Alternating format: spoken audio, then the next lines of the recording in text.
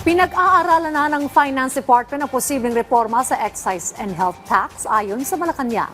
Ito'y para bawin ng tinatayang 66 billion pesos na mawawalang kita ng gobyerno mula sa panukalang tax relief package ni Pangulong Ferdinand R. Marcos Jr. sa kanyang sona.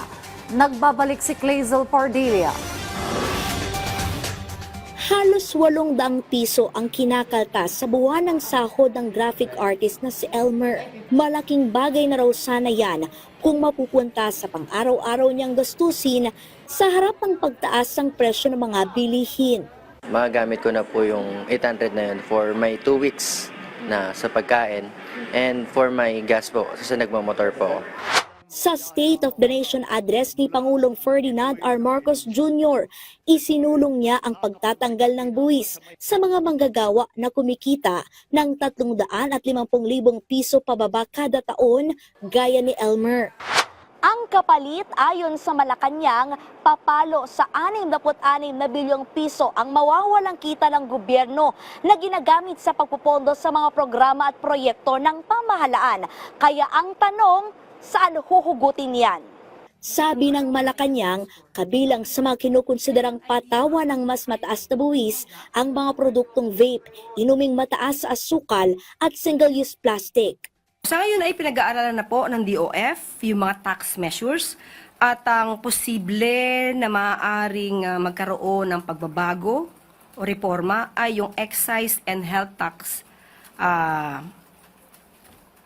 cases. We wish lang na lahat ng pwedeng ma-increase ng mga tax sa ibang mga items ay ma-offset nga po yung maaari maging losses sa revenue.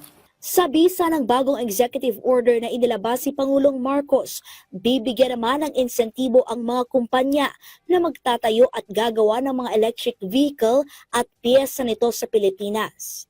May incentives na tax payment certificate na ibibigay ang gobyerno para sa mga kumpanya para sila ay mahikayat na mag-invest dito sa bansa.